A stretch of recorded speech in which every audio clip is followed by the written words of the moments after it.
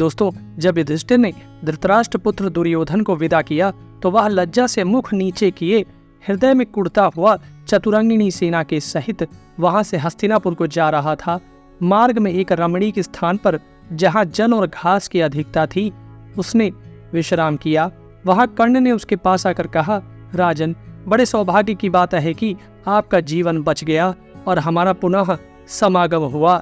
मुझे तो आपके सामने ही गंधर्वों ने ऐसा तंग किया कि मैं उनके बाणों से पीड़ित हुई सेना को भी नहीं संभाल सका। अंत में जब नाक में दम आ गया तो वहां से भागना ही पड़ा। उस अति मानुषी युद्ध से आप रानियों और सेना के सहित सकुशल लौट आए। किसी प्रकार का घाव आदि भी आपको नहीं लगा। यह देखकर मुझे बड़ा आश्चर्य हो रहा है। इस समय अपने भाइयों के सहित आपने युद्ध में जो काम करके दिखाया है उसे कर सकने वाला कोई दूसरा पुरुष संसार में दिखाई नहीं देता। कर्ण के इस प्रकार कहने पर राजा दुर्योधन ने गदगद कंठ होकर कहा, राधेय, तुम्हें वास्तविक भेद का पता नहीं है, इसी से मैं तुम्हारे कथन का बुरा नहीं मानता। तुम तो यही समझते हो कि गंधर्वों को मैंने अपने पराक्रम से हराया है। सच्ची बात तो यह है कि मेरे भाइयों के साथ गंधर्वों का बहुत देर तक युद्ध हुआ और उसमें दोनों ही ओर की हानि भी हुई, किंतु जब वे माया से युद्ध करने लगे तब हम उनका सामना नहीं कर सके। अंत में हार हमारी ही हुई और गंधर्वों ने हमें सेवक, मंत्री, पुत्र, स्त्री, सेना और सवारियों के सहित बंदी बना लिया। फिर वे हमें आकाश मार्ग से ले चले। उसी समय हमारे कुछ सैनिक और मंत्रियों ने पांडवों के पास जाकर कहा कि गंधर्व लोग धृतराष्ट्र कुमार राजा दुर्योधन को उनके भाई और स्त्रियों के सहित पकड़कर ले जा रहे हैं। इस समय आप उन्हें छुड़ाइए। तब धर्मात्मा युधिष्ठिर ने अपने सब भाइयों को समझाकर हमें बंधन से छुड़ाने के लिए आज्ञा दी। पांडव लोग उस स्थान पर आए और गंधर्वों को हराने की शक्ति रखते हुए भी उन्होंने उन्हें समझाकर शांतिपूर्वक छोड़ देने का प्रस्ताव किया, किंतु गंधर्व हमें छोड़ने को तैयार नहीं हुए। इस पर भीमसेन, अर्जुन, नकुल और सहदेव उन पर बाणों की वर्षा करने लगी। तब गंधर्व लोग रणभूमि छोड़कर हमें घसीटते हुए आकाश में चढ़ने लगे।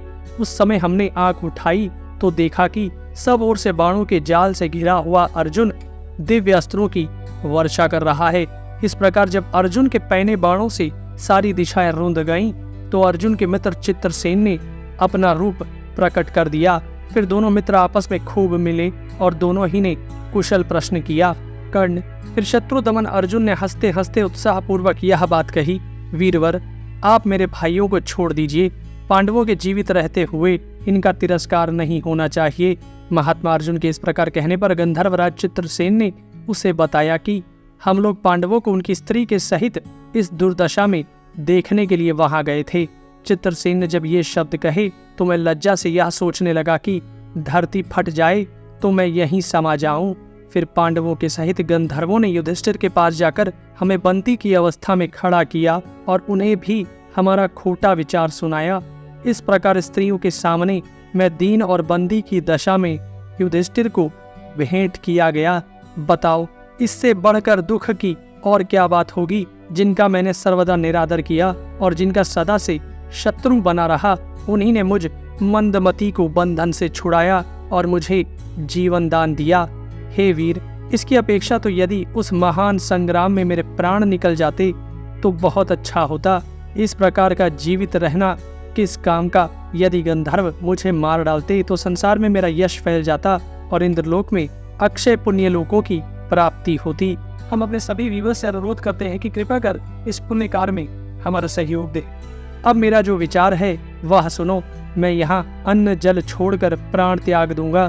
तुम और दुशासन आदि मेरे सब भाई हस्तिनापुर चले जाओ। अब मैं हस्तिनापुर जाकर महाराज के आगे क्या उत्तर दूंगा।